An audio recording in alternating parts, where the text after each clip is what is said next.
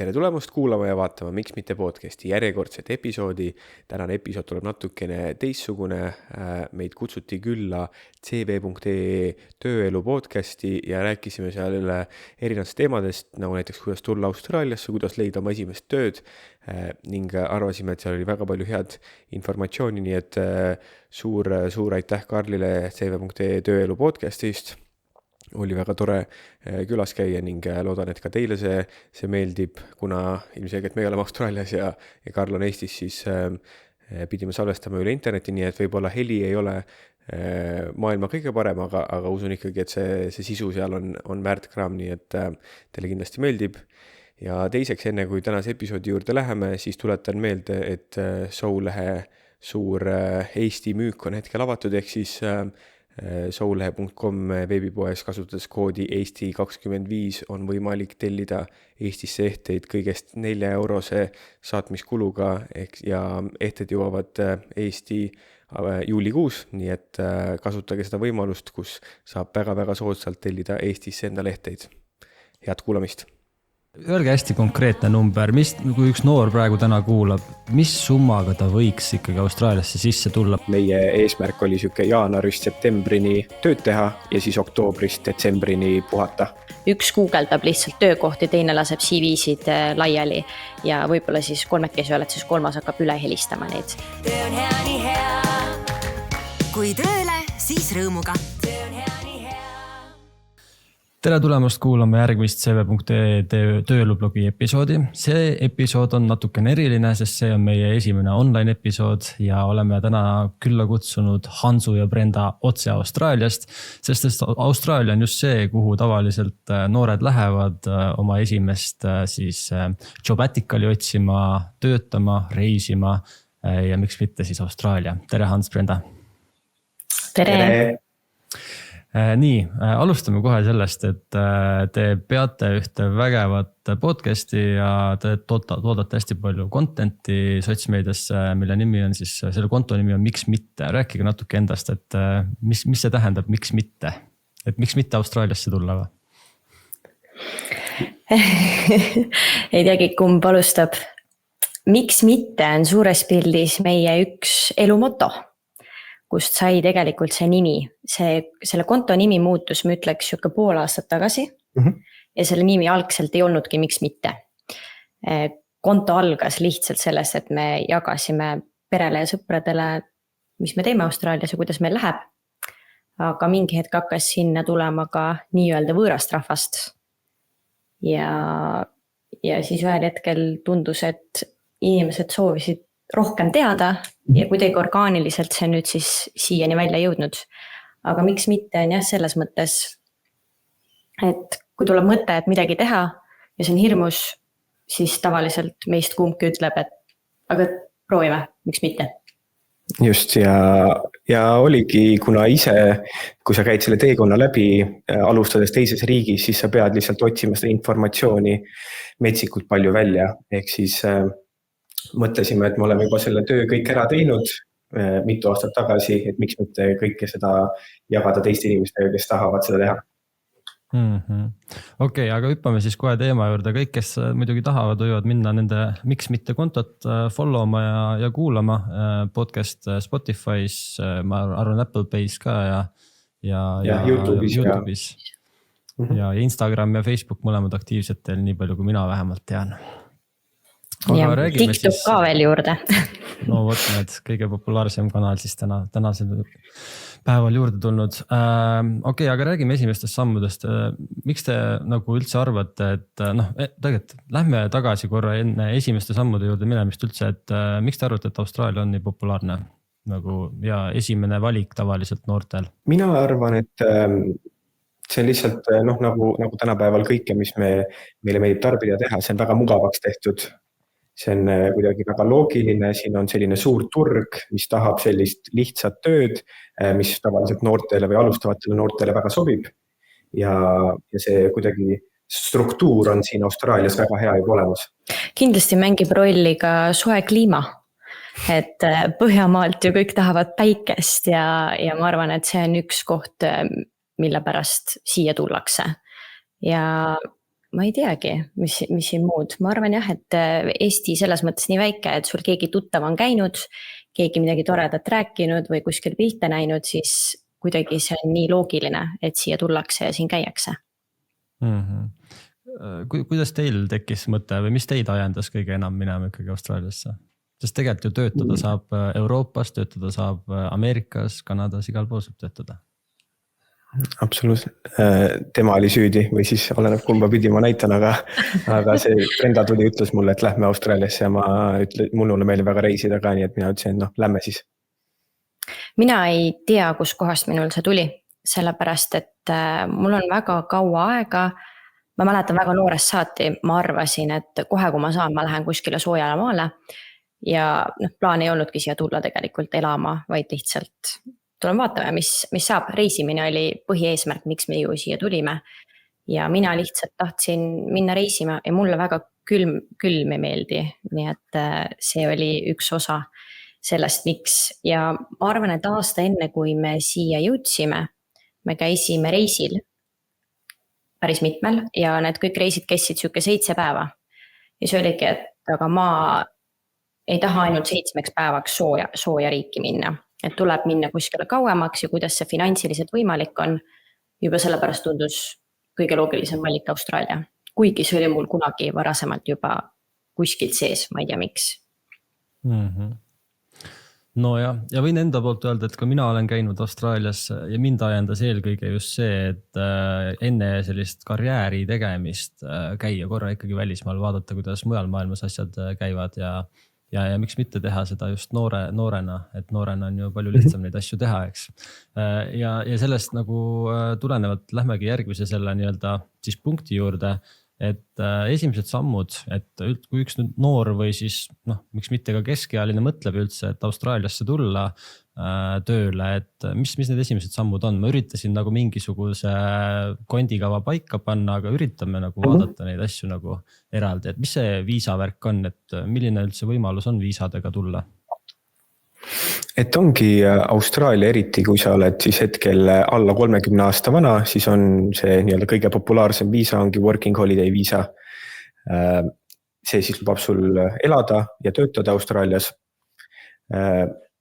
Kui sa oled sellest kas vanusegrupist väljas või sa soovid näiteks ka õppida, siis on olemas või student viisa variant või kui sa oled juba nii-öelda professionaal, sul on oma mingi eriala, siis on skilled viisa või sponsor viisa. Aga noorte puhul vist kõige populaarsem on see working holiday viisa, mis see oli 417 oli selle nimi vist või mis see number oli, eks. Aga miks see kõige populaarsem on? Kas see viisa nagu on nagu kuidagi kõige lihtsam saada või need tingimused on kõige paremad või mis see põhjus on? Ma ütleks, et see on kõige odavam ja lihtsam variant. Ja sellepärast on ta ilmselt ka kõige populaarsem, et skilled viisa on juba väga suur paberimajandus ja sul ikkagi peab olema selleks mingisugused kontaktid, et see koht leida, kes siis sponsoreerib sind. Ja studenti puhul on ka tegelikult ju siin küsitakse koolis käimise eest raha. Nii et need on vist päris kallid, on ju? Need on päris kallid ja nagu juba nimi ka ütleb, work and holiday viisa, et see ongi selle jaoks tehtud viisa, et noored inimesed saaksid tulla töötada ja siis sellega oma puhkust põhimõtteliselt finantseerida. Et ta on väga lihtsa struktuuriga ja ta ongi sellele eesmärgil, et noored inimesed saaksid tulla ja avastada maailma põhimõtteliselt. Ja ütleme ühesõnaga, et kui sul tekib plaan kuskile palmide alla minna, siis Austraalia selles suhtes kõige lihtsam ei ole, eks ole, aga ma saangi aru nüüd, et Austraalia siis sisuliselt, et kuna see viisa on nii hädavajalik, siis ilma selleta sa ei saa, et sa pead ikkagi arvestama sellega. Kas teie pigem puhkasite või teenisite raha esimesel aastal? Esimene aasta on siuke alati veider aasta inimestel. Et inimestel on alati sellised veidramad tööd esimene aasta, aga meie esimene aasta tegime pooleks, ma arvan. Et meil oli selline variant kuidagi tööl, et me võisime vabalt öelda, et me võtame 5 vaba päeva ja lähme trippima. Ja ma arvan, me tegime iga natukese aja tagant niimoodi, et me võtsime nädala vabaks, siis reisisime, siis läksime tagasi tööle, et selles mõttes oli see väga hea mugav variant niimoodi teha, see ei ole väga tavaline, et nii saab teha, tavaliselt on ikkagi hooajad. Et sa teed hooaega ja võib-olla siis puhkad ja reisid. Et meil oli võimalik niimoodi teha, et ma ütleks, et ma tegin pooleks. Just, ja siis kui juba natukene võib-olla rutate ette, et jah, working holiday viisat on siis võimalik saada ka 2. ja 3. aasta, siis selles mõttes me olime alati, nagu ma alguses ütlesime, me tulime ikkagi reisima siia, et meie eesmärk oli siuke jaanuarist septembrini tööd teha ja siis oktoobrist detsembrini puhata või siis septembrist detsembrini puhata, et ikkagi siuke mõnus balanss. Ja tänaseks te olete siis, kui kaua juba Austraalias elanud? 5,5?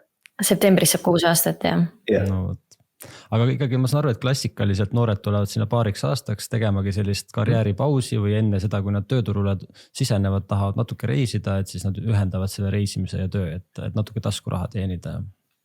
Absoluutselt ja ongi see, et oleneb, mis eesmärgiga sa siia tuled, et on inimesed, kes tulevad siia eesmärgiga hoopis raha koguda ja enda elu alustada suurema väikse panusega, võib-olla kodu sissemaks või mis iganes. On inimesed, kes lihtsalt nagu võib-olla sina tahtsid maailma näha ja natukene kogeda enne kui siseneda tööturule. Et selles mõttes, me oleme väga palju inimesi nende mitme aasta jooksul näinud ja nii palju on inimesi, nii palju on neid eesmärke ja põhjuseid, miks nad siia Austraaliasse tulid.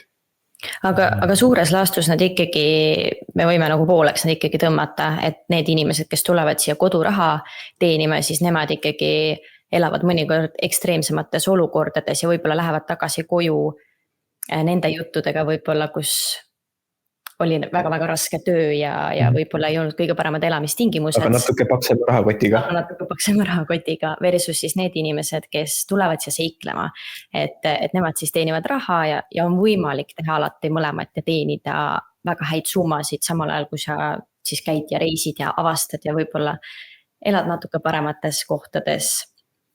Et ma enam-vähem tõmbaks need inimesed niimoodi, võib nüüd jaotada kahte lahtrisse. Seda vist saab isegi üle maailma igal pool niimoodi mõelda, et on inimesed, kes hästi nagu on rahale orienteeritud ja on inimesed, kes võtavad elu natuke vabamalt, eks. Aga küsin kohe järgmise küsimuse, kas te olete üldse kohanud mõnda inimest, kes tuleb ka ilma reisikindlustuseta Austraaliasse või sest, et nagu nii palju, kui me vaatame ikkagi meedias, siis üldse reisimine ilma kindlustuseta peaks olema täiesti no-go ja välistatud, aga kui palju juhtub seda? Et te kohtate ikkagi noori? Ei. Ma ei tea küll ühtegi. Ma tean ühte inimest, aga samas võimalik, et on inimesi, kes lihtsalt, see ei ole alati võib-olla teemaga, millest räägitakse, et ole, ehk siis eriti võib-olla inimesed, kelle ei ole reisikindlustust, et nad võib-olla seda ei kuuluta aga jah, meie soovitame ka, et seda mitte teha. Eriti nagu ükskõik mis reisiga, siis ka Austraalias meditsiinikulud, kui sinuga juhtub midagi, need võivad kerkida väga-väga kõrgeks, et jah, sellega ei riskiks. Ei, ma isegi ei ütle, et ma ei soovita, sa ei tohi tulla Austraaliasse, kui sul ei ole reisikindlustust, et on nagu väga palju olukordi olnud, kus me maksime visiiditasu eest, et sa lihtsalt saaksid arsti juurde minna. Oleme me maksnud üle $500 pluss siis ma andsin 2 proovi. Eks ma mäletan ühte arsti arvet, kus ma minu meelest isegi puutunud arstiga väga kokku, need kõik käis väga kiiresti ja see arve oli üle $700. Kui sa alguses siia tuled, siis sul ei ole selliseid summasid taskust võtta, nii et reisikindlustus on AJO 100%. Ja, no arvestades, kui palju mürgiseid putukaid ja loomi Austraalias, kes kõik tahavad sind ära tappa, siis ilmselt ka juba see on üks ajend. Brenda, kuidas sul muidu ämblike ja igasuguste sisalike ja madudega lood on, et kas sa kartsid ka neid alguses? Jaa, väga kartsin. Ma Eestis olles ämbliku nägin, siis ma kiiljusin ja hüppasin diivani peale. Nüüd peaaegu 6 aastat hiljem ma ei käitu niimoodi tegelikult. Ma ei teagi. Yeah. Mulle tuleb sellega alati meelde, kuidas me olime Hiiumaal see suvi siis enne seda, kui me tulime Austraaliasse ja me istusime muru peal puu all. Ja siis Brenda ütleb siukse mõtliku pilguga ja ütleb, et varsti me oleme Austraalias ja me ei saa enam muru peal istuda, sest et seal ainult kõik roomab ja üritab sind tappa, eks ole. Jah, mäletan, mul oli ja ka vist samasugune tunne, et kui ma lõpuks Eestisse tagasi tulin, siis oli selline tunne nagu kergendus, et nüüd ma ei pea nagu iga nurga taha vaatama, kui ma looduses käin või iga nagu põõsa taha on ja et ma saan nagu päriselt lihtsalt kõndida. aga näiteks ma üks päev kõndisin ja mõtlesin sellele, et pika muru sees ei kõnni ma ei Eestis ega Austraalias, et Austraalias ma kardan madusid, Eestis ma kardan puuke. Et selles mõttes, et tegelikult on üsna sarnane, aga jah, madusid ma kardan siiani, sisalikke ma ei karda üldse, sisalikud mulle meeldivad, nemad on täitsa armsad ja ämblikute selline, ma ei ütleks foobia, aga selline suur kartus nagu Eestis olles oli, seda mul enam ei ole. Et noh, kui ei ole see nagu Huntsman, kes on nagu minu 2 käe suurune, et siis ma nagu ilmselt kiljuma enam ei hakka. No ja, aga ma saan aru, et Hans tegelikult on niimoodi, et kui sa ikkagi tahad tööle minna Austraaliasse, sa pead arvestama, et sa kohtud igasuguste elukatega, keda sa võib-olla Eestis ei ole varem kohanud ja võib-olla kes tahavad sind võib-olla mürgitada või hammustada ja nii kahjuks on või noh, eriti kui me räägime nüüd noortest inimestest, kes tahavad siia natuke elukogemust hankima tulla, siis tihtipeale minnakse ikkagi farmidesse, minnakse ikkagi rohkem pigem sellisesse maakohtadesse tööle. Ehk siis see, et sa igapäevaselt madude, sisalike, hiirte, kängurud, kõik, kes hüppavad, möllavad, ampsavad, et neid on ikka metsikult, sellepärast, et sa ikkagi töötad looduse keskel. No jah. Okei, aga hüppame järgmise teema juurde, elukoht. Kas elukoha peaks juba Eestis valmis vaatama endale või leiab koha pealt ka, et võtad alguses Airbnb või paariks päevaks hotelli ja hakkad koha peal vaatama? Mida te soovitaksite noorele, kes plaanib tööle minna Austraaliasse? Ja meie enne ei maininud ka, aga me teeme siis noortega, kes tahavad tulla natuke rohkem informatsiooni saada, teeme konsultatsiooni. Tavaliselt meie soovitamegi selline 7-10 päeva. Et broneeri endale kas Airbnb, hostel, mis iganes sulle tundub põnev ja taskukohane. See annab sükse hea aja, kus otsida juba esmast töökohta, sest et muidu pärast broneerid endale kuuks ajaks kuskile Sydneysse mingi majutuse ja siis 3. päeval mulle pakuti nüüd hoopis siin kohas tööd. Et meie soovitame süke 7-10 päeva ja siis koha peal saad juba järgmiseid samme vaata. Ja ma mõtlen veel, et majutuse koha pealt me ka üldiselt hästi personaalselt soovitame inimesele, see on jälle küsimus, et mida tema soovib saada siit seikluselt või kas ta tuleb siia seiklema või mitte ja väga oluline on see, et kas inimene tuleb sõpradega, tullakse 2 või üksi, et üksi reisijad kindlasti on hostlid ühed kõige paremad kohad, kus sa leiad omale teised inimesed, kaaslased, kellega koos ringi käia, reisida ja sealt saab kindlasti väga palju infot ka farmitööde ja kõige muu juure kohta. Noore inimese üks suurimaid hirme võib olla see, et ta satub kuskile maakohta, nagu Austraalia filmides on näinud mingid õudukaid, et elab kuskil kõrbes kuudis, eks ole, et kas on päriselt nii, et on need kõik elavad kuudis või see on ikkagi nagu elamisväärne ka, et see noor on ju harjunud oma vanematega koos elama Eestis näiteks on ja või väga mugavates tingimustes Eestis ja nüüd järsku ta läheb võõrasse maailma ja tegelikult olukord on hoopis teine. Ma Euroopa nõudeid siin ei ootaks. Ma selle nagu ütleks kohe ära. Et oleneb jälle, kui sa lähed suurde linna, kavatsed tulla aastaks, siis sa võid seal väga ilusates elamistes elada. Aga kui me räägime farmitööst, siis jah, Hans, kas sa tahad üle võtta selle siit? Ja absoluutselt, et sa pead arvestama ikkagi, et need, esiteks need on maakohtades, sa pead arvestama sellega, et kohalikud ei karda neid madusid ja ämblikke nii palju, nii et see, et akna ääres väike vahekene on, mis tundub meie jaoks natukene hullumeelne või see, et põrandalaua vahelt õue näed, et seda võib absoluutselt juhtuda, aga lõppkokkuvõttes tuleb jällegi iga inimese enda see piiritaluvus äkki on jah? Jah, et meie pigem ei ole sellist kohtades elanud, et alati on sul võimalik, kui näiteks töö poolt pakutakse majutust, võid seal olla või siis otsida ise endale majutuse, kui sulle see ei sobi. Ehk siis ma ütleks, et jah, nagu Blendo ütles, päris Euroopa standardeid ärme looda, aga täitsa hulga ei ole. Ja see algab sellest, kui palju sa oled valmis maksma, eks ole? Põhimõtteliselt ka seda, jah, aga mina mõtlen ka, et et kõik need põrandavahed ja kõik sellised, me oleme igasugu lugusid selles mõttes kuulnud, aga ongi, et meie oleme alati eelistanud võtta siis maja pere juures, kes tavaliselt hoolitseb oma kodu eest rohkem, kui on väga palju siis nii-öelda neid backer house'e. Ma ei teagi, kuidas seda eesti keeles öelda, aga see nagu jagatud majad siis, kus renditaksegi 4 või 5 tuba välja ja igasse tuppa pannakse eri rahvuses inimesed ja siis tegelikult see ei ole mitte kellegi kodu. Ja võib juhtuda jah, et siis kui sinu piiritaluvus on võib-olla madalam, siis sul ei sobi seal, aga võib juhtuda, et sa saad sealt omal eluaegsed sõbrad ja on jumala äge. Nii et tegelikult lõpuni välja me ei tea, kuidas kellegi läheb. Ja kindlasti peab arvestama seal ka kultuuriliste eripäradega, et vähemalt mina mäletan, et seal olid ikkagi, kui sa paned lõuna-ameeriklased eestlastega kokku elama, siis see nagu ütleme, kompott on päris värviline. Absoluutselt. Mis riigist inimestega te kõige rohkem koos olete elanud seal? Olete ka üle maailma mingisugust? Meie oleme elanud ainult austraallastega.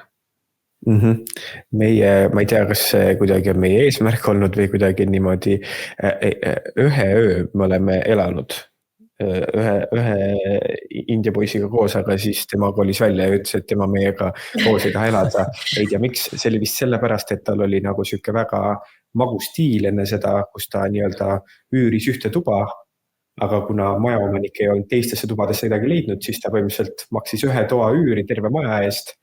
Siis tal vist väga ei sobinud, et sinna tegelikult need teised toad välja üüriti. Aga jah, meie oleme elanud austraallastega ainult, aga selles mõttes, et Austraalia ongi nii kompott, et põhimõtteliselt võib öelda, et Austraalias iga ettevõte on rahvusvaheline ettevõte, et sa ikkagi nende erinevate inimestega ja kultuuridega puutud igapäevaselt kokku. Jah, et tööalaselt küll väga paljud erinevatega, aga me oleme teadlikult ju läinudki perede juurde elama, eks me oleme teadlikult ikkagi nende austraallastega koos elanud. Et me oleme hoidnud suure kaarega eemale nende share'itud majadest, sest me lihtsalt teame, et see ei ole asi, mida meie teha tahame. No kes sellist kogemust otsib, kindlasti leiab Austraaliast. Aga mis ütleme, sa ei saa ju reisida ja puhata samal ajal, kui sa raha ei teeni, eks ole. No sa saad, aga ilmselt sa põletad väga kiiresti enda siis säästud läbi, sest et Austraalia on tegelikult ju kallis riik, eks ole. Hindadest vist täpselt ei ole mõtet rääkida, seda võib igaüks ise guugeldada, aga kuidas selle esimese töö leidmisega on, et kuidas te soovitate, kas pigem Eestis juba vaatama hakata, kust üldse vaadata, et Eestis sa ju lähed tööportaali näiteks cv.ee-sse, võtad tööpakkumised ja hakkad vaikselt minema, et mis see Austraalia stiil on? Austraalias absoluutselt Eestis juba ennast kurssi viia, võib-olla eriti kui on juba teada sihtpunkt, kuhu plaanid maanduda, et kurssi ennast viia võib-olla, mis sellel ajal, mis töid otsitakse, eriti kui sul on plaanis teha, et võib-olla peaks mainima, et kui sa tuled selle working holiday viisaga, siis selleks, et saada 2 aasta pikendust, pead sa tegema 3 kuud farmitööd, ehk siis kui su eesmärk on kohe see farmitöö ära teha, siis ma arvan jah, et on hea mõte ennast kurssi viia, millised hooajad või mida tol hetkel otsitakse. Ja meeles pidada, et siin on kõik tagurpidi, et meil on aastaajad tagurpidi, kui on Eestis, et siis selle järgi ka hooajade mõttes.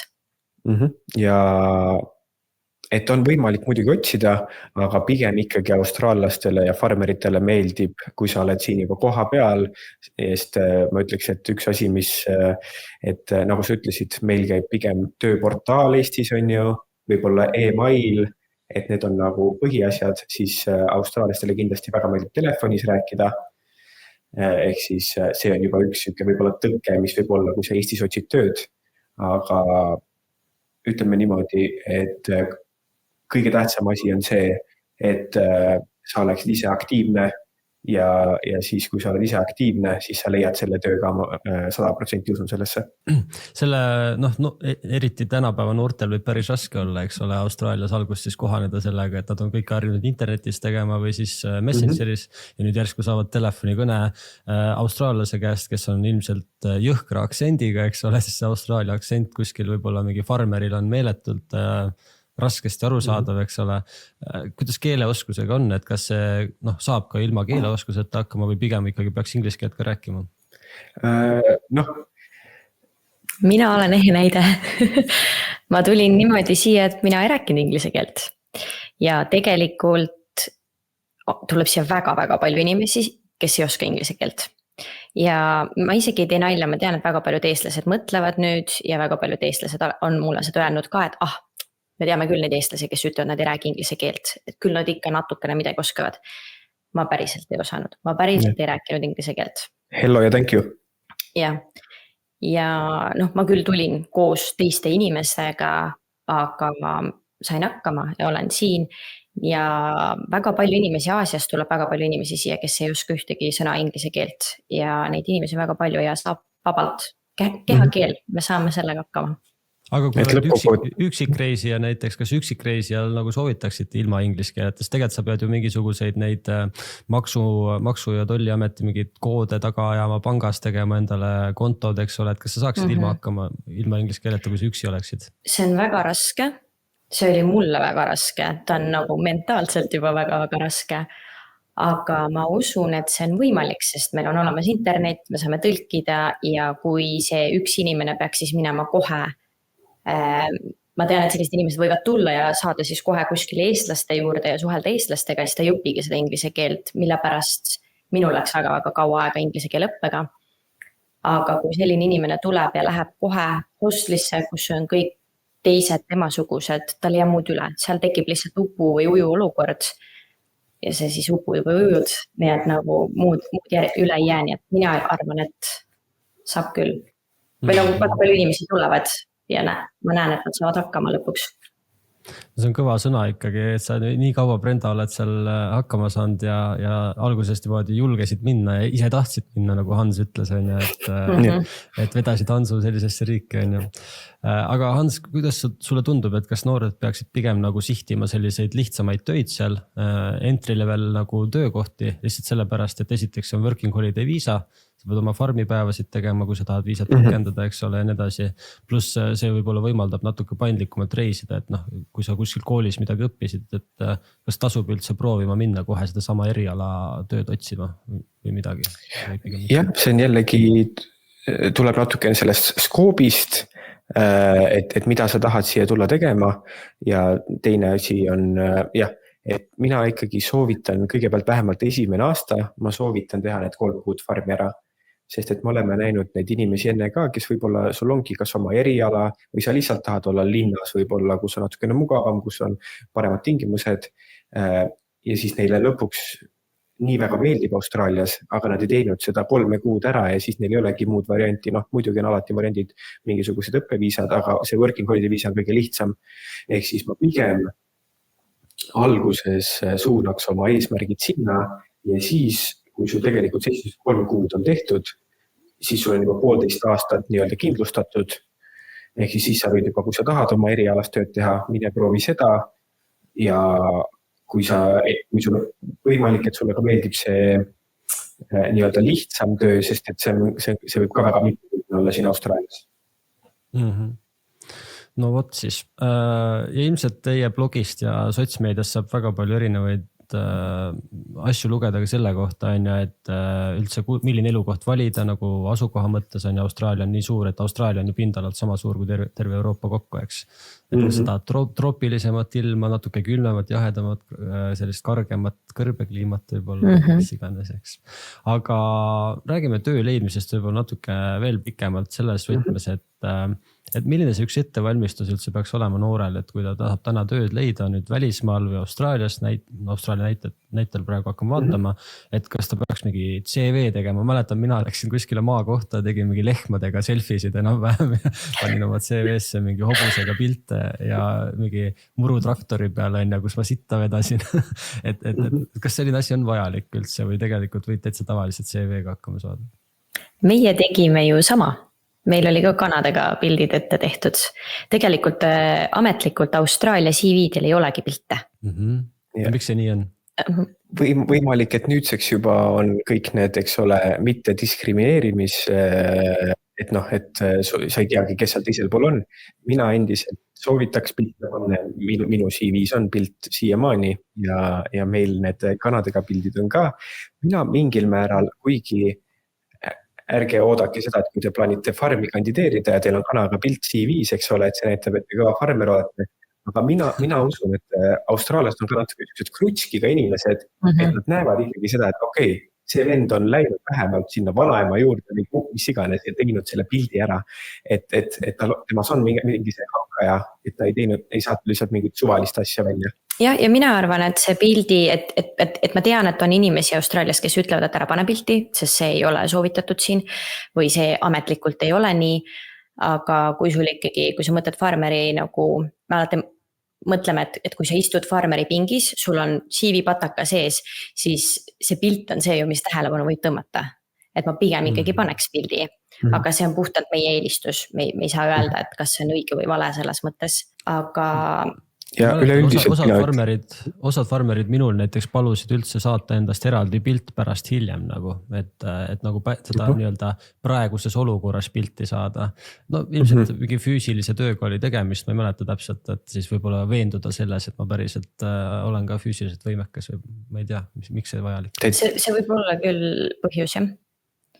Aga absoluutselt kindlasti vaadata oma CV üle, et enne kui Austraaliasse tuled või ka teistes riikides, eks ole, et ma väga soovitaksin seda, aga ma usun, et Eestis, et ikkagi CV, mina arvan, et peaks olema suunatud sellele tööle, mida sa otsid, eks ole, et igas töökohas võib olla sul 10 või 15 erinevat vastutusala või mingid oskusi, mis seal on vaja, et tuua välja neid vastutusalasid, et eriti kui me räägime Austraalias, siis võib-olla kui on midagi olnud seoses masinatega, et siis tuua neid oskusi pigem välja, et mõelda selle peale, kuhu sa oma CV saadad. Jah, seal on nagu, mida me oleme öelnud, et sa teed alguses, kui sul ei ole vahet ka, kus sa tööle lähed, sa lihtsalt tahad kiirelt tööle saada, siis kui sa kandideerid teenindajaks või baristaks või ütleme teenindusvaldkonda, siis sul on üks CV teenindusvaldkonna jaoks, siis sul on teine CV farmitöö jaoks, siis sul on kolmas CV mingi kolmanda asja jaoks, et selles mõttes tuleb need eraldi hoida ja üks põhiline viga, mida inimesed teevad oma CV alguses, nad jätavad sinna elukoha ja telefoninumbri Eesti oma. Ja sellega on see, et seal farmeri pingist vaadates, siis võib juhtuda see, et mingi veider võõras number, aadressi ka ei tunne, see juba lendab ära, sest farmeril ei ole aega sellega tegeleda, et kas sa nüüd oled Austraalias või kus sa oled üldse. Et mul on vaja ülehomme töötajad, kas sa siis oleksid valmis tulema. Nii et seal... Ehk siis ettevalmistuse osa pealt siis sul on vaja kohalik mobiilinumber tegelikult võtta kohe alguses ilmselt, eks. Siis on see TFN number, eks ole, sinu see mingi töönumber, sest et seda ilmselt... Ja see peab maksunumber. Maksunumber, jah. Mis veel? Telefoninumber, CV, kas motivatsioonikirja või kaaskirja ka Austraalias on vaja või pigem, nagu sa ütlesid, Andres, et võtad telefoni ja helistad? Alguses need tööd, kuhu võib-olla sa esimesena saad, seal on väga palju helistamist. Ma väga soovitan ka see, et võib-olla kui sa saadad CV, et selles mõttes ma ütlesin küll enne, et väga palju meeldib telefonis, aga sa lõppkokkuvõttes saadad ikkagi meilidega väga palju CV-sid välja ka, aga siis helistad üle, tere, minu nimi on Hans, saatsin teile CV, lihtsalt tahtsin küsida, et kas see jõudis kohale, kui teil on mingeid küsimusi mulle veel, et siis andke teada. Et see on nagu väga hea, aga tulles motivatsioonikirjade juurde, siis seda pigem küsivad juba sellised suuremad ettevõtted, võib-olla kui me räägime siin eritest veinikatest või cotton ehk siis puuvilla ettevõtetest, et nemad juba on sellised suuremad konkursid, kus nad võtavad ikkagi tööle 60, 70, 80 või 100 inimest, et siis seal küsitakse küll motivatsioonikirjaga. Ja selle kandideerimise juurde ma just tahtsin rääkida kiirelt seda nii-öelda järjekorda, et miks niimoodi teha, et sa saadad kõigepealt CV-d laiali ja siis sa paari päeva jooksul helistad, et lihtsalt ennast meelde tuletada või äkki te ei ole näinud, aga tegelikult kogu selle asja point on see, et sa oled aktiivne, sa oled hakkaja ja see on eestlasele minu meelest nagu kõige ebamugavam asi, et sa pead helistama kellegile ja siis sa veel pead justkui kogu aeg mingis mõttes peale käima. Et sa pead ennast kogu aeg nähtavaks tegema. Ja et seal ei ole see, mis ma tahtsin öelda, et sa helistad, tere, ma saatsin CV, kas teil tööd on, vaid esitle ennast, müü ennast, on tegelikult selle kõne nii-öelda mõte. Et Austraalias väga tihti loeb rohkem see, kes sa täna oled, kuidas sa ennast esitled ja kuidas sa räägid versus see, mis sul nii-öelda CV-l siis ette näidata on.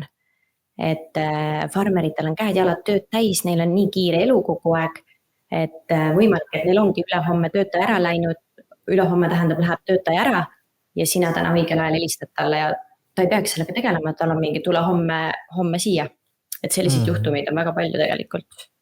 Ja võib tegelikult tuua vist paralleeli küll, et Eesti ja siis Austraalia tööturu vahe vähemalt on see, et kui sa Eestis kandideerid, sa pead ootama vähemalt pool kuud, kui mitte 30 päeva, et üldse mingit tagasisidet on nagu tööandjalt saada. Aga Austraalias, nagu Brenda praegu kirjeldas, sa võid saada selle kõne järgmine päev juba ja võib-olla ülehomme üldse juba tööle saada, eks ole, et need asjad käivad väga kiiresti seal, et ei ole sellist nagu võib-olla jokutamist nii palju, et see töö kuidagi see toimib teistmoodi, see nagu värbamisprotsess, et nõustute vist minuga noogutab. Ja mida kiiremini sa ise tegutsed, seda kiiremini sa tööd saad, et kui sa võtadki esimesed päevad 8-5 saadad CV-sid, sa pead jõudma neid saata ikka 50 tükki välja, nii et tundub ebareaalne, et sa ei saa sealt tööle, kui sa pärast veel need läbi helistad ja nii edasi. Jah, et meie... Ja see tegelikult ongi hea küsimus, et see, et Eestis öeldakse, et ära sari kandideeri, et vali kohti, kus sa kandideerid, eks ole. Brenda, sa tegelikult tõid väga hea nüansi välja, et välismaale tööle minnes sa pead natuke nagu sari kandideeri olema, et kui sul on kiiresti tööd vaja, sa pead ikkagi olema hästi aktiivne tööotsija, et sa ei saa mõelda niipidi, et nagu töö jõuab sinuni lõpuks, eriti Austraalias ja võõras riigis, võib-olla taskuraha hakkab otsa saama. Et kas ja kui palju on vaja saata? Brenda, sa mainisid mingit numbrit 50, aga kas võib-olla on rohkem veel vaja või on vähem natukene? Saada nii kaua ma saadaks CV-sid, kuniks mul oleks töö olemas, et meie enda näitel vist oli 60 saatsime esimesel päeval või? Äkki midagi sellist jah, et meie moto, mis me nagu inimestele sisendame või siuke lause on see, et tee oma töö otsimisest endale töö. Ehk siis esimesed paar päeva sinu töö ongi, sa jõuad hommikul kontorisse, vahet ei ole, kas see on Sydney rannas või see on sul kuskil hostlis või see on sul hommikusöögi laua taga ja sa pead 8-5 on sinu töö leidmine. Et Austraalia on nii suur, siin on nii palju töövõimalusi, ehk siis ma arvan, et sadu saatsime lõpuks välja. Ja, et kahekesi ka, kui peaksite olema kahekesi, mitmekesi, siis on ju väga lihtne, et üks guugeldab lihtsalt töökohti, teine laseb CV-sid laiali ja võib-olla siis kolmekesi oled, siis kolmas hakkab üle helistama neid järgmine päev. Nii et sa teed tööd, et leida tööd.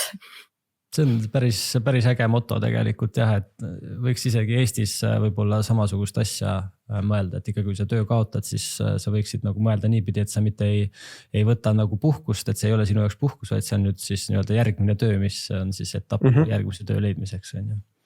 Okei, aga räägime üldse nagu milliseid tööd nagu otsida, et sa Hans mainisid siin kotonit ehk siis puuvilja ja mina näiteks mäletan, et mina käisin veini istanduses või viinamarja istanduses, ma käisin banaane korjamas, olin ka nii-öelda siis farmi käsi või mingi selline töökoht, aga et mida nagu jälgida selle töö juures, et seal on ju nendel igal tööl ja igal puuviljal ja igal mingisugusel köögiviljal on tegelikult ju oma nagu eripära, et kas on mingid asju, mida nagu eelistatakse rohkem või mida võiks eelistada rohkem ja on asju, mida nagu võiks vähem eelistada, et kus nagu tegelikult, ma ei tea, eestlane näiteks mingi 40-kraadises kuumas lihtsalt ta ei saa hakkama seal põllu peal. No mina soovitaks, kui alguses vaadata, esiteks alguses uus moto, ära ütle ei mitte millelegi. Et see, et sa saad esimese nii-öelda selle rea omal CV-sse juba, et sa oled Austraalias töö teinud, see teeb imesid. Pluss teine asi on see, et Austraalias on väga tähtis, keda sa tead, ehk siis suured võimalused võivad tulla ükskõik mis tööst. Aga kui mingid asju, mida kõrva taha panna esimest tööd otsides, muidugi on selline kuldne kolmnurk, mis kõikidele eestlastele väga meeldib, on siis krein ehk teraviljahooaeg, veinikas ehk siis veinihooaeg ja koton ehk siis puuviljahooaeg on siuke aasta ring, kus saab käia, aga need võib-olla on juba kohad, mis tahavad, et sul oleks eelnevalt Austraalias töökogemus. Asi, mis ma soovitaksin, kui sa alguses tuled, on see, et pigem ikkagi otsida töö endale, milles sa saaksid tunnipalka. Et ma tean, et on paljud korjamised, mis maksavad nii-öelda tükitöö eest ja on väga piiratud tükitöid, kus sa võid teenida väga-väga palju raha, aga pigem see ei tööta sinu kasuks ikkagi välja, et pigem otsida töid, kus sa saaksid tunnipalka. Ja nagu ma ütlesin, esimene aasta inimesed teevad igasugu veidraid töid. Meie sorteerisime ube ja puhastasime maisi. Ma tean inimesi, kes esimesed 2 kuud korjasid põllu pealt kive üles. Lihtsalt kive. Et noh, ja siis ongi, ja nagu sa ütlesid, nii palju kui on puuvilju, noh, vist ei ole Austraalias ühtegi puuvilja, juurvilja, mida ei kasvatataks. Pluss on erinevad loomad, pluss on igasugused aedade ehitus, ehk siis Austraalia on sama suur kui Euroopa. Töid on nii palju, et mina ütleks, et lihtsalt saa endal see jalgukse peale. Ja seal on see osa ka, et ikkagi nagu mingil määral arusaadav, et kõigil inimestel on mingisugused piirid. Ja et kui sa tead 100%, et sina näiteks loomadega töötada ei taha, siis see on okei, sa ei pea siis sinna minema.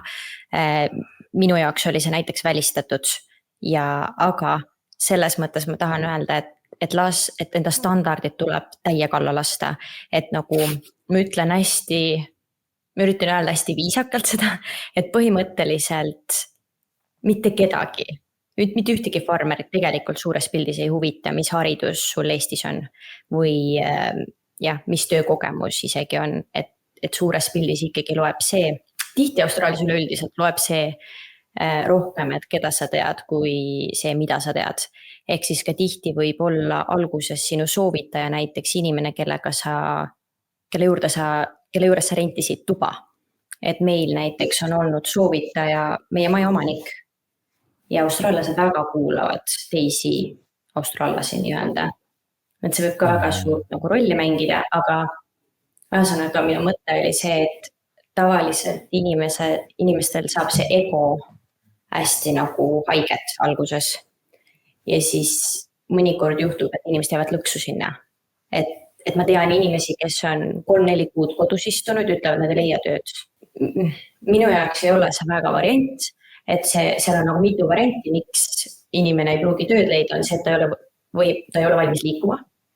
Et siis, kui ta on nagu ühes kohas ja ta ei ole valmis seal 1000 kilomeetrit kuskile mujale liikuma, ma siis tõesti ei tea, et võib-olla tõesti seal on talv ja seal hetkel tööd ei saa.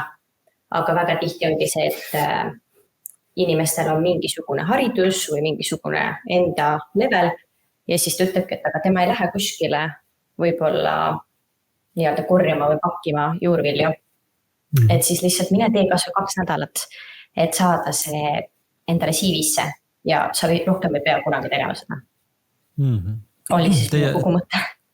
Teie podcastis vist, Brenda, on, ma ei tea, kas esimeste episoodide seas sa vist kirjeldasid ka natuke enda OA-liini kogemust või te kirjeldasite enda OA-liini kogemust, et kes tahab võib kuulama minna, et siis see nagu võib-olla peegeldab seda, et kui sa ikkagi Austraaliasse lähed, sa pead olema valmis igasuguse töö jaoks, eks ole. Aga üleüldiselt see kehtib vist ka Eestis, et kui sa oled ikkagi noor inimene, siis sa pead lihtsalt saama jala ukse vahele ja sul on vaja saada kogemust, praktikat. Sa ei saa nagu mõelda ainult niipidi, et okei, ma teen ainult erialast tööd, et see ei pruugi alati võimalik olla, eks. Et jah, see ongi lihtsalt, et see jalg ukse vahele saada ja Austraalia on, et see nii palju ongi see, et kuidas sa ise ennast nagu esitled ja müüd, et ma arvan, me ise tuleksime samamoodi, kui sa oleksid Eestis võib-olla tööandja ja sinule tuleks inimene, mis iganes Slovakkiast on ju, et sa võib-olla, sa ikkagi mõtleksid sellele, et ma ei tea, kas ta sobib siia töökultuuri, kuidas on mis on tema normid, et see on lihtsalt, et see lihtsalt teie kultuuriruum. Ja. Aga lähmegi siis selle töökultuuri juurde, et väga tihti noored arvavad, et et mis ma siin Eestis ikka restoranis töötan, et see on 12-tunnised pikad tööpäevad ja ma lähen pigem Austraaliasse, et filmidest olen ju näinud, et sealt hommikust õhtuni inimesed surfavad ja naudivad päikest ja head ilma. Et kas see päriselt ka nii on või tegelikult see puhkuse ja töö tasakaal nagu võib olla mingitel ajaperioodidel natuke paigast ära? Pigem jah, oleneb jälle, et ma arvan, et on täiesti võimalik minna kuskile suurlinna ja ööbida hostlites, teha siis vastutasuks võib-olla natuke tööd seal, saad tasuta ööbida, võib-olla käid paar korda nädalas kuskil kohvikus tööl, et sa katad oma elamiskulud ära ja ülejäänud ajast surfad. Ma usun, et see on päris võimalik. Aga pigem ikka, kui sa tuled farmi tunde tahad teha ja farmi tööd teed, siis ja eriti kui me räägime hooaegadest ja nendest suurtest palkadest, mida tavaliselt inimesed ju tahavad, siis sel hetkel oma eraelu, ma päris ausalt ütlen, võiksid ära unustada. Et võib juhtuda, et sa teed ainult tööd mingi periood. Jah, et need tulevad ikkagi, need kas suured palganumbrid, eks ole, need tulevad ikkagi mingisuguste ohverduste tagant, et kas see on siis füüsiline tervis, vahepeal ka mentaalne tervis, kuna need on väga üksluised, et kui sa ikkagi käid nädalas 70, 80, 90 tundi tööl, eks ole, et siis ei olegi ja tihtipeale need kõige ilusamad ja paremad tasustatud tööd, jah, seal ookeani kaldal just ei ole, et sa oled lõpuks kuskil seal keset kõrbe. Ja keset kõrbe ja teed põhimõtteliselt 90 tundi nädalas täpselt sama töölõiku, eks ole. Ja siis sul on see üks vaba päev ja sellel vabal päeval sa prepid omal toitu ja sa pesed omal pesu ja ega sa rohkem ei jõuagi midagi muud teha ja siis olenevalt hooajast teed seda 2-6 kuud järjest. Et me alati ütleme ka, et suured rahanumbrid tulevad millegi arvelt. Et meie siis nii-öelda ohverdasime näiteks enda teisel aastal pool aastat. Me tegime peaaegu 6 või 7, seal vahel jäi 3 nädalat vahele, aga me tegime 8 kuud. 7 kuud tegime 6-1 graafikut, mis tähendab 6 päeva me käisime tööl ja 1 oli vaba. Ja pärast seda me 6 kuud reisisime, nii et ma ei tea, kas sealt tuleb tasakaal. Võib-olla. Nii et peab ikkagi valmis olema tööd tegema, aga ma tahaks korra ühe teema juurde eelmises plokis tagasi tulla, et mainisite seda, et sa pead olema valmis nagu sõitma, et Austraalia on sama suur kui Euroopa, et mis see tähendab, kas see tähendab, et ma peaksin tegelikult ikkagi arvestama Eestis juba, et ma peaksin auto jaoks raha koguma, et Austraalias kohe auto ostava või ma saan, ma ei tea, sõita sinna uude töökohta ka bussi või rongiga, kuidas see Austraalias käib? Meie soovitame nii-öelda soojalt, kui on võimalik, et siis auto soetada endale, sellepärast et Austraalia on sama suur kui Euroopa. Meie esimene töökoht, mis me saime, oli 1300 kilomeetri kaugusel.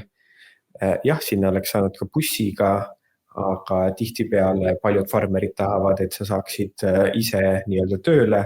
Muidugi on tihtipeale me teame väga palju inimesi, kellel ei ole autot, kellel ei ole autojuhi lube isegi ja käivad ilusti farmides tööl, siis sa lihtsalt pead natukene olema jällegi ennast seda jälle müüma, et otsid seal endale sõbra või mingi tuttava, kellega saaks koos käia ja liigelda.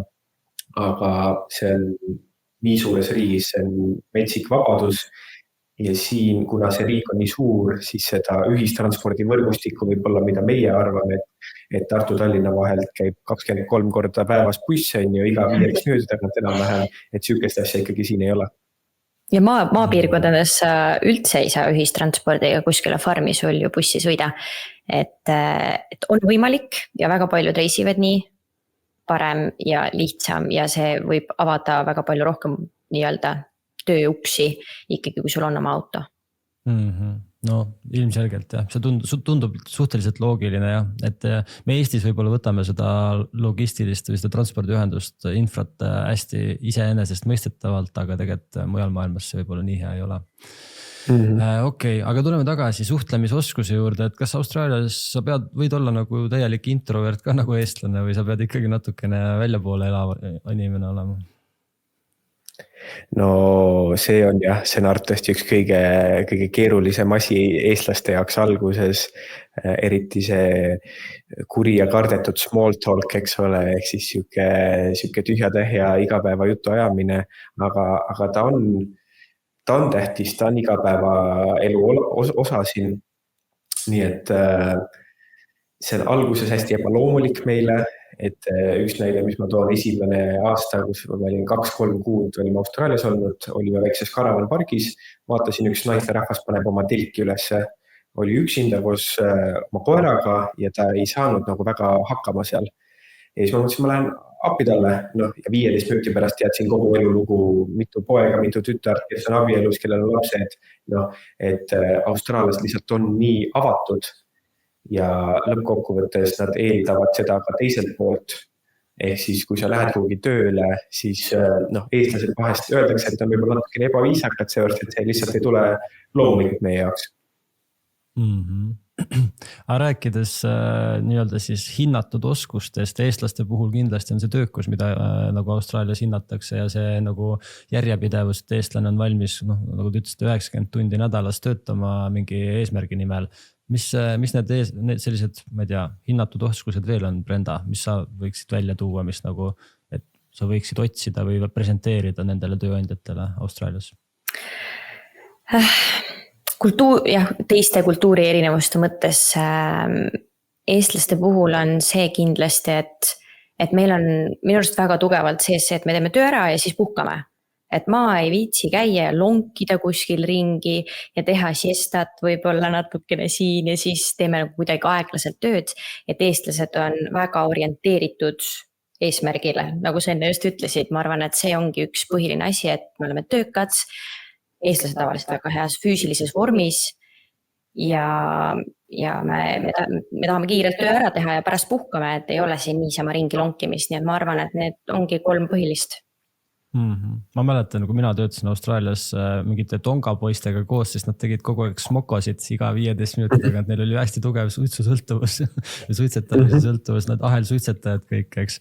Ja mina nagu eestlasena tegin samal ajal tööd ja siis nagu ma olin ka kuidagi rohkem võib-olla selles suhtes hinnatud, kuigi samas nad olid ka väga töökad, aga nad lihtsalt tegid rohkem pause, on ju. Et see on jah, kindlasti eestlased on sellised kuidagi nagu meile vahest meeldib öelda, et me ikkagi oleme orjarahvas, et see kuidagi on meil, et me ikka teeme põlla peal kardulat ja ikka, see on meil lihtsalt kuidagi veres ka, mina usun, et see isegi, et ma ütleks, et meie jaoks, mis on selline täiesti okei töö tegemine, on võib-olla mõnes teises kultuuriruumis ja teiste inimeste jaoks nagu selline, et miks te rassite niimoodi. Aga see meil on nagu, me teeme nagu normaalse tempoga lihtsalt. Et see on lihtsalt jällegi erinev taustarvatavasti. Nii et võib öelda, et ikkagi töökus on kõrgelt hinnatud omadus, suhtlemisoskus kindlasti, mingi eesmärgipärane lähenemine asjadele, mis veel võiks olla? Kas on üldse midagi, mis on vaja eraldi välja tuua? Seda vist ei saa nagu välja tuua niimoodi, aga ma praegu mõtlen, et tegelikult see, et me pigem siis oleme kinnisemad inimesed, et siis me ei käi pläkutamas teiste inimestega ja selles mõttes ka tahame rohkem tööd teha. Et ma ei tea, kas seda saab niimoodi välja tuua, et mulle meeldib omaette tööd teha, et tiimitöö on ka väga oluline, see tuleb ka farmitöödes kindlasti ära märkida, ma arvan, et sa oled hea tiimitöötaja. Nojah, eestlased võib-olla on siis praktiliselt head suhtlejad, et meil on alati suhtlemisel mingi eesmärk, eks ole. Et me ei tee seda small talk'i nii palju. Sellega on väga hea näide, et veinitehastes me räägime ju nii suurtes tehastes, me räägime läbi raadiosaatjate. Ja kui võtta siis näiteks inglased, siis inglased võib-olla natuke räägivad seal, et hei, et ma ei oskagi näidet tuua, kas oskad selle? No jah, seal ongi, et kui see võib olla inglane või mõni muu selline small talk'i rahvas, ütleme niimoodi, hüppavad sinna raadiosaatesse, siis mingi, hei, no kuidas läheb, on ju, kuule, kas sa saaksid äkki tulla teha selle asja? Ja siis eestlane läheb, on ju, sinna raadiosaate peale mingi, kuule, tule siia, teeme ära. Et siis tundubki natukene võib-olla ebaviisakas, aga... Ja tegelikult see ongi olnud teistpidi mingil määral probleem, et siis on see, et aga eestlased on nii ülbed, et ei ütle aitäh või palun või seal nagu ei venita seda suhtlust, kuigi tegelikult samal ajal on 30 inimest raadiosaates, kes ootavad oma korda, et kellegiga rääkida. Nii et jah, praktilised oleme lihtsalt, ma arvan, et see on väga hea. Ja ma olen nõus sellega ja enne kui me hüppame selle nii-öelda siis suhtumise juurde, et kuidas eestlastesse üldse suhtutakse, ma saan aru, et ikkagi eestlased võivad nagu suht enesekindlad olla, et nad on väärtustatud Austraalias, et austraallastel on nagu mingi teatud maine juba tekitatud eestlaste poolt sinna, et eestlased on pigem nagu hea töörahvas, et kui me võib-olla Soomes oleme natuke halvema maiguga, et siis Austraalias me oleme ikkagi päris hea maiguga, sest et võrreldes teiste riikidega me oleme natuke töökamad, natuke tublimad ja võib-olla natuke paremad, et ennast kiita on võib-olla natuke tobe, aga ikkagi praktika näitab seda. aga milline see üldine sisserändajatesse suhtumine Austraalias on, et kas nagu Hans ütles, et me ise tunnetame ka ennast, et me oleme selline põline orjarahvas on ju, et kas, kui sa sinna backpackerina lähed või seljakoti rändurina ja et kas siis ikkagi vaadatakse sinu poole kui nagu selle nagu, et mingi ori tuleb kuskilt võõralt riigist, teeb mingit mõttetut tööd siin Austraalias, mis me ise ei taha teha või tegelikult ikkagi suhtutakse inimestesse nagu pigem nagu sõbralikult ja hästi? Mina ütleks niimoodi, et kindlasti on ka neid inimesi, kes ütlevad, et sa oled mingisugune mõttetu inimene, aga lõppkokkuvõttes süke õige austraallane saab aru sellest, vähemalt need inimesed, kellega mina igapäevaselt suhtlen, kõik nagu hindavad seda, et inimene tuleb teisele poole maakera, teeb raskelt tööd, et kõik hindavad seda vähemalt, ma igapäevaselt suhtlen väga palju farmeritega, siis nemad nagu väga väärtustavad nii eestlasi kui ka teisi inimesi, kes on võtnud, teavad, et see ei ole lihtne asi kolida teisele poole maakera, siin alustada, et nad väga hindavad ja tegelikult Austraalia ongi ju sisserändajate rahvas, et siin linnas, kus meie elame, on itaallased, eks ole, hindud, araabia rahvas, kõike. Ja väga palju eestlasi samamoodi. Väga palju eestlasi samamoodi. Et see austraallane ise on ka tegelikult ju selline sisserändaja rahvas juba definitsiooni põhiliselt. Põhimõtteliselt on neid eks igal pool ole igasuguseid inimesi, aga enamasti nad, nii palju kui mina tean, siis nad väga austavad just seda, et sa tuled teisele poole maakera.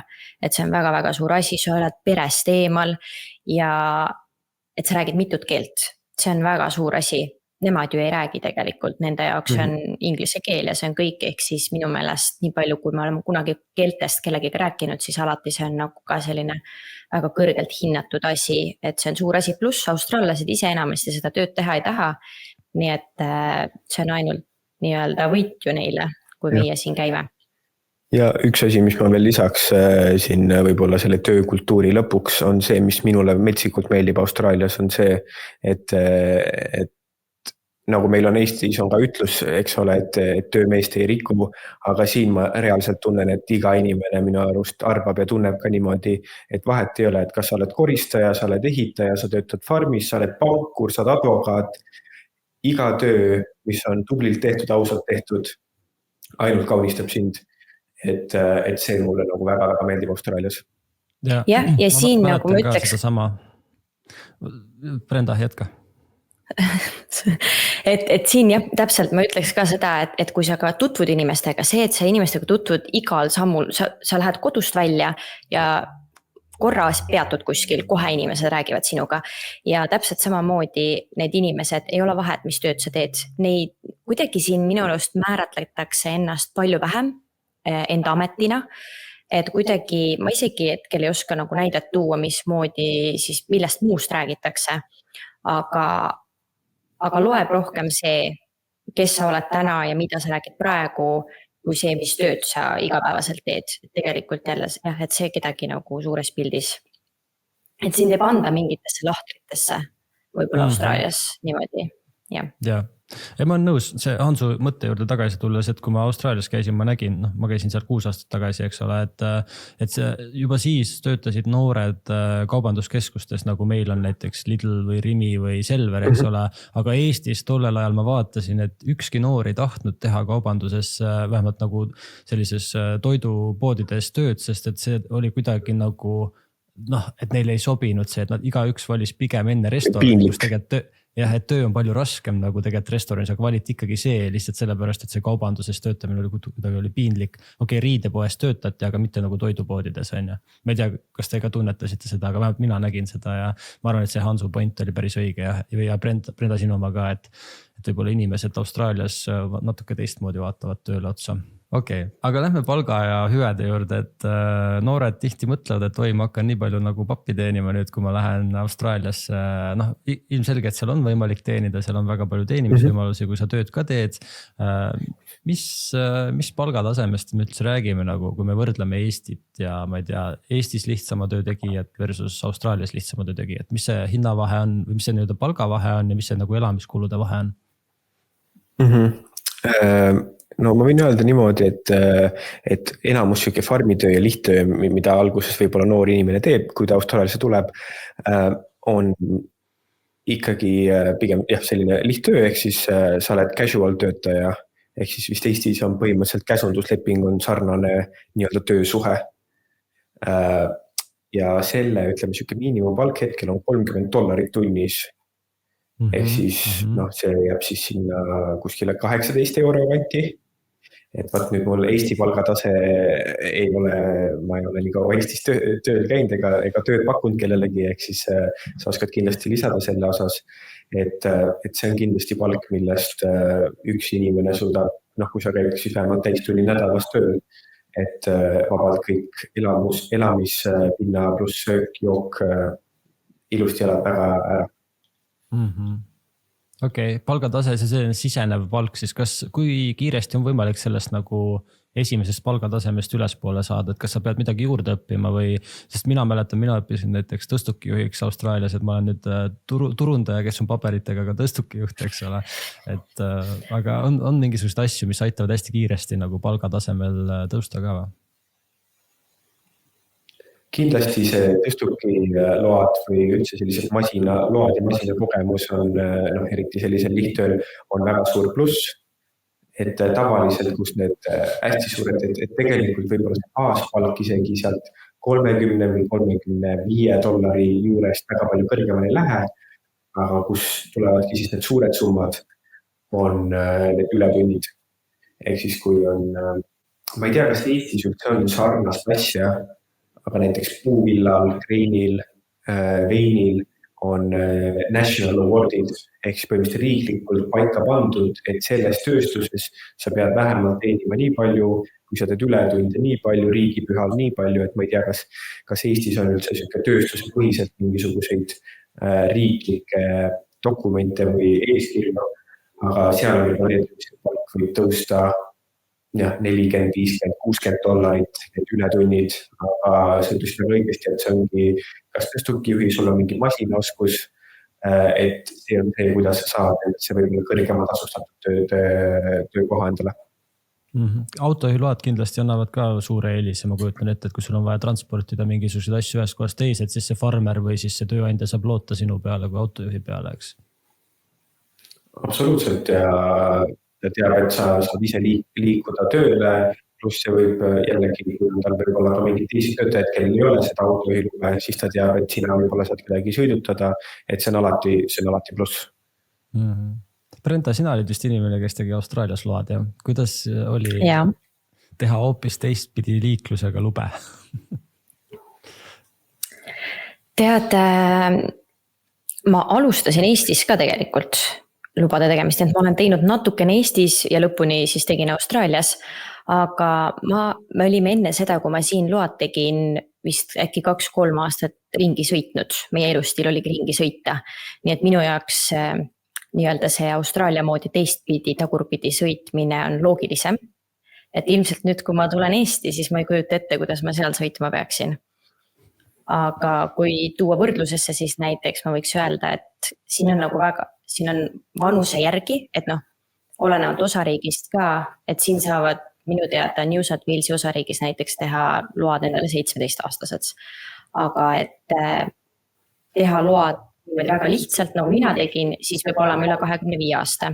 Et põhimõtteliselt on võimalik Austraalias endale autojuhiload niimoodi ära teha, et sa lähed nii-öelda arki, teed seal ära teooriatesti, pärast lähed teed siis autokooli selle, mis selle nimetus nüüd on? Sõidueksami ja sa saad load kätte. Et mina tegin load Austraalias niimoodi, et ma võtsin 5 tundi, võtsin autokooli õpetajaga ja siis läksin, tegin load ära. Et selles mõttes päris lihtsalt käis see. Okei, aga tuleme tagasi siis palga ja töö juurde, et mis lisahüvesid veel Austraalias on? Ma tean, et seal on rohkem pause kindlasti, sest see on ikkagi nagu heaolu ühiskond, eks ole, et sa ei pea verd ninast välja töötama, et sa teed juba pärast 2 tundi tööl olles väikse smoko ja mis veel? Jah, kindlasti on need pausid, aga selles mõttes, et noh, osades kohtades võib-olla tööandja annab sulle mingid töösärgid, töösaapad, see jällegi oleneb on ju kohast. Mõned farmid, mis on võib-olla eemal, siis mingisugustest suurematest linnadest pakuvad ka tasuta majutust sulle. Tihtipeale isegi, kui on väga kiired ajad või on näiteks vilja ülesvõtmine või muud sellised harvestid, siis võib olla ka tööandja poolt elamine ja söök niimoodi, et 3 korda päevas tuuakse sulle sööga kohale. Nii et aga sel juhul eeldatavalt siis on need tööpäevad 17-tunnised, 16-tunnised, et kui sulle söök ette tuuakse ja et seda muidu tavatundidega ei tooda.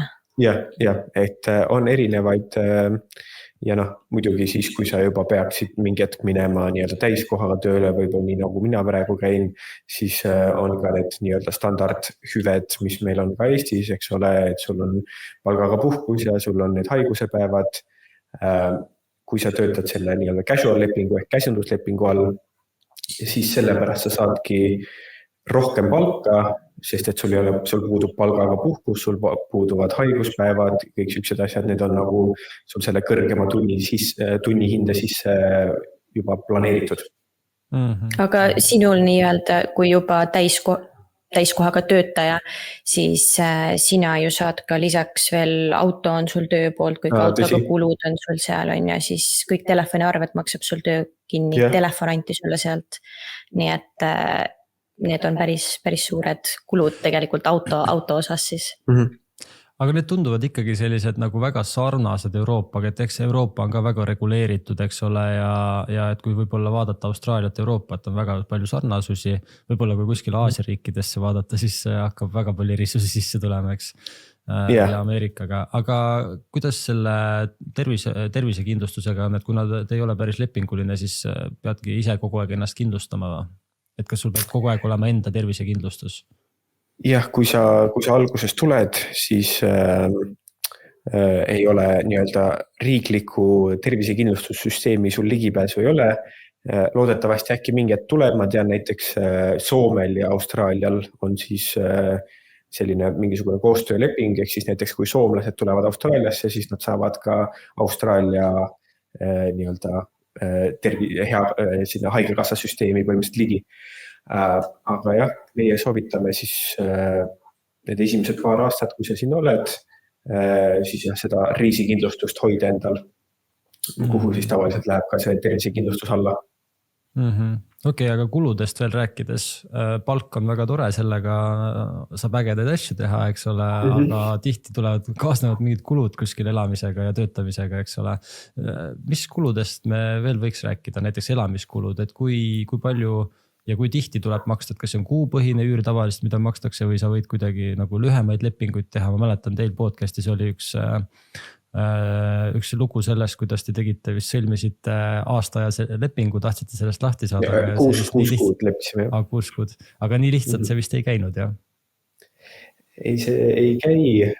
Me soovitame ka kõigile, et pigem üürige tube seal, kus on nagu nädalapõhiselt, et võib-olla see ongi hea koht mainida, et enamus tööandjad maksavad nädala baasil palka ja enamus elamiskohad või majad ja toad, siis üür käib nädala kaupa. Ja siis sinna kõrvale kõik kommunaalmaksed makstakse kvartalis korra. Ja see on ka siis vastavalt, kuidas kellegile pakutakse, et meie oleme alati küsinud, et pange meil siis nii-öelda üürisumma natuke kõrgem, aga et me tahame maksta iga nädal fiks summa, et kui me üks päev ära läheme, et siis ei tule 3 kuu pärast mingisugust summat meile, et makske nüüd veearve ära. Et see on suhteline, kuidas keegi mis kokkuleppega saab. Nii et suures pildis käib kõik nädala järgi. Ja lihtsalt siuke puusalt, eks see muidugi oleneb, kas sa oled Sydneys või oled kuskil maal, et kõik need hinnad väga nagu võivad käia, aga ma ütleks, et üks inimene võiks arvestada toa üüri nädalas siuke kuskil $250 kuni $300 ja siis paar võib olla juba seal $300 kuni $350, $400, et muidugi jällegi see väga nagu võib muutuda piirkonniti, aga lihtsalt selline enam-vähem ja maal ei tähenda, et maal on odavam, et hind sõltub sellest, kui palju on siis turul tube pakkuda. Et mõnikord ongi see, et kui on teada, et on veinihooaeg kuskil algamas ja sinna tuleb korraga palju inimesi, siis tõusevad ka hinnad lakke. Nii et jah. Kuidas internetiühendusega on, et sellest Austraalia on ju selline koht, kus võib-olla internetiühendust igal pool ei ole nii head, et palju neti eest peab maksma, et teadaolevalt siis noored tänapäeval on ju ikkagi netisõltlased, mis noored, tegelikult vanemad inimesed ka, eks ole. Palju sinna alla raha kulub? See on nüüd jah, et selline, ma ütleks, et 50 oleneb jälle inimesest, et kui palju kasutab on ju, aga et siuke $50–80 kuus võib see pakett olla, kui me räägime nüüd siis mobiilside paketist. Kui sa juba üürid maja, siis ma võin meie näitel öelda, et meie maksame kuskil $80–90 kuus nii-öelda kodu interneti eest. Et ja muidugi on ka odavamaid pakette. Üks asi, mis ma kindlasti soovitan, et me võib-olla Eestis oleme harjunud sellega, et suures plaanis ei ole vahet, kas sa võtad Telia või Elisa või Tele2 või iganes pakkuja sa valid, on ju, et enam-vähem võtta selle parima hinna järgi. Aga kui sa ikkagi tahad reisida Austraalias ja avastada Austraaliat, siis kahjuks Austraalias on ainult üks mobiilside pakkuja, kes on Telstra, keda tegelikult saab valida ainult sellepärast, et neil on konkurentsitult kõige suurem ala, mis on kaetud Austraalias. Okei. Brenda, naistele meeldib shopata kindlasti, eks ole. Kui alguses sellise $30 Austraalia dollariga palga peale said, mis sa umbes suurusjärguna ütled, et palju sa kõrvale suutsid panna? Et tihti peale vaata, noored, kui tahad reisimiseks ka raha kõrvale panna, et on vaja ikkagi koguda raha. Kas see on lihtne Austraalias või pigem raske, kuna kulud on väga suured? Raha koguda? Oleneb inimesest, et minu jaoks need firmariided ei ole olnud alati kõige olulisemad, nii et Austraalias on pood Kmart, kus sa saad kõik riided alguses selga, kui on rahakott nii-öelda õhukesem. Tead, ma ei tea, kuidas, sest meie üldse esimene aasta ei olnud orienteeritud sellele tulnud raha koguda. Et esimese aasta lõpuks on niimoodi, et kui inimesed siuke, mitte nullis, aga ütleme, et kui sul on seal $3–4 või natuke rohkem, siis ma arvan, et see on päris hästi, sest see on siuke kuldreegel, et esimene aasta sa ju tuled, sul on vaja kõik asju osta, et sul kulub lihtsalt nii palju rohkem. Aga kui ma ütleks niimoodi, et teine aasta, et meil isegi ühel hetkel oligi siis see, ma ei taha öelda probleem, aga et ühel hetkel me saime aru, et meil on võimalik reisida ja meil on võimalik töötada ja meil läheb raha üle ka. Et mis me selle rahaga tegema peaksime. Et kas me peaksime investeerima või hakkama koguma mingi kolmanda asja jaoks, mitte ainult reisimise jaoks. Et kulud ja kõik need on suured, aga palk on suurem. Aga palk on suurem. Et jah, ma ütleks ikka, et kui kogu aeg shoppamas ei käi, ja maal sul ei olegi kuskil käia shoppamas, siis see raha ju peaks ainult kogunema sinna. Pluss on hea pluss see, et tavaliselt, kui sa elad sellist reisivat ja töötavat elustiili, et kogu elu peab autosse ka mahtuma, et ei saa uut diivanit ja telekat osta iga nädal, et kuu aja pärast peab see kõik autosse mahtuma. See on üks väga hea point tegelikult jah, et sa ei saa endale väga palju asju lubada, mis sul peavad mahtuma nad autosse või seljakotti, nii et jah, ma tahaks ikkagi öelda niimoodi, et on võimalik väga häid ja suuri summasid kokku koguda siin. Oleneb palju sa oled nõus ohverdama.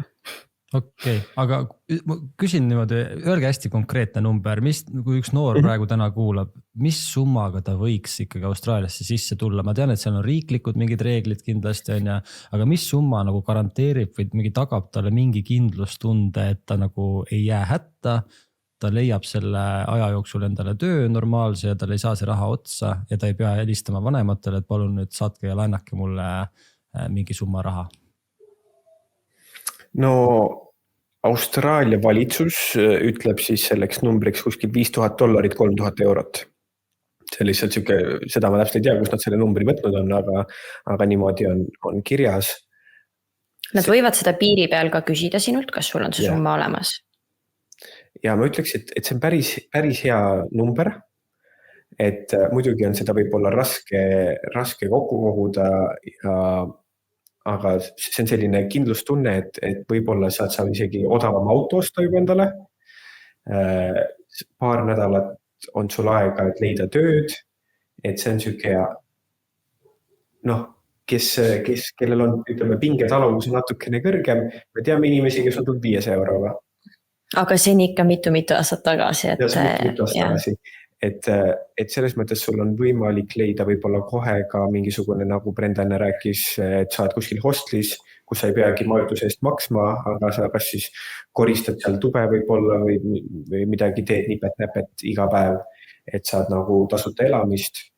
Aga jah, ma arvan, et see 5000. No hästi konkreetselt 5000 on miinimum ja ideaalses maailmas võiks rohkem olla, sest see $5000 on asi, mis on aastaid olnud, aga olgem ausad, meil hinnad ainult kogu aeg tõusevad, nii et tegelikult see summa võiks olla isegi rohkem. Jälle, see täiesti oleneb, kuidas ju keegi kulutab, et meie esimestel nädalatel ju meie siis Miks mitte podcasti esimeses episoodis saab kuulda, kuidas me $3 grillkana saime ja seda siis sõime mitu päeva järjest oma hotellitoas, nii et see oleneb, kas sa lähed kohe restorani ja kuidas sa kulutad tegelikult, aga miinimum 5000 ütleksin mina ikkagi, kuigi inimesi tuleb vähesemaga ka. Okay. Väga hea, vähemalt saime konkreetse numbri teie käest kätte. Nii, meie episoodi aeg hakkab vaikselt otsa saama. Selle nagu podcasti eesmärk ei olnud üldse nagu suunata noori või üldse inimesi Eestist välja töötama, eks ole. Pigem aidata noortel saada aru, et Austraalia näitel, kuidas üks välismaale tööle minek või sinna vaheaasta Austraalias võiks neil nagu välja kujuneda kuidagi ja et miks ja kuidas siis sinna Austraaliasse tulla, eks ole. Aga ma saan aru, et teie olete inimesed, kes olete ikkagi võtnud suuna sinna suunas, et tahate karjääri teha Austraalias, et Brenda, sul on oma ehtefirma, eks ole, Hans, sina töötad põhimõtteliselt, ma ei tea, lennujuhina või mis see õige amet on, eks ole, et kas te näete enda tulevikku pigem Austraalias või te olete plaaninud ka Eestisse tagasi tulla ja kas te näete, et see kogemus, mis te Austraalias saite, et see tegelikult aitab teil Eestis ka paremini toime tulla tööturul? Kindlasti. Ma ütleme niimoodi, et hetkel me ei näe, et me elaksime Eestis mingi hetk. Aga samas me oleme sellised inimesed, kes natukene näevad ennast kui maailmakodanikena, et tänapäeval on nii palju võimalusi seal laias maailmas, et tegelikult me ei näe ka, et me Austraalias elame terve oma elu, aga mina usun küll, ja isegi see ei pea olema Austraalia siin näitel minu arvates, et ükskõik kus mujal töötades, minu arust see annab väga hea kogemuse lihtsalt näha, kuidas teine kultuuriruum töötab, kuidas ja see, et sa oled pidanud jälle ennast kuskilt nullist üles töötama võib-olla, et minu arust see annab nagu väga tugeva mindseti ja see, ma arvan, et on väga suur eelis ja mina tean Eestis ka tööandjaid, kellele väga meeldivad töötajad, kes on välismaal midagi teinud, ehk siis neil ongi see võib-olla mingisugune teine vaatenurk ka. Jah, et suures pildis me ei ole mitte midagi otsustanud, me küll hetkel oleme Austraalias ja mingi osa meie elust kindlasti jääb Austraaliasse. Mina näen ja tegelikult me oleme seda ka kunagi arutanud, et me näeme ka mingis osas ennast kunagi Eestis, see on ilmselt suviti ja võimalik, et nagu mainisime ka, et meil on siin ehtebränd, et me ei tea, mis ja kuidas saab, aga ka minu mõte on ühel päeval see liigutada võib-olla Eesti, nii et äkki me oleme ühel päeval Eestis üldse tööandjad mingil määral, nii et seda ei tea, aga mina ütleks selle välismaa mõttes, et see vaheaasta, et kuna me eestlased oleme natuke kinnisemad ka, eriti just introverdid, peaksid tegema selle vaheaasta kuskil välismaal ja Austraalia on ilmselt üks kõige paremaid kohti, sellepärast et sa ei pea alguses ise nii palju tegema, et tegelikult neid tutvusi luua, need lihtsalt juhtuvad ise, sest inimesed on siin nii avatud ja pärast aastat koju tagasi minnes oled sa tegelikult täiesti teine inimene minu meelest, et nagu see julgus, suhtlusoskus ja kõik selline osa, mis sa saad välismaalt on ikkagi, ma arvan, metsikult suur väärtus. Ja mina omalt poolt tööportaali esindajana ütlen siis seda, et kõik talendid on tagasi Eestisse kindlasti oodatud ja kaasa arvatud ka teie, Brenda ja Hans. Et töökäsi on Eestil vaja ja väga häid töökäsi, et tasub käia, testida ja kogemustega tagasi tulla ja siis juba Eesti tööturule tagasi panustada. Aitäh, Hans, aitäh, Brenda, et selles episoodis osalesite.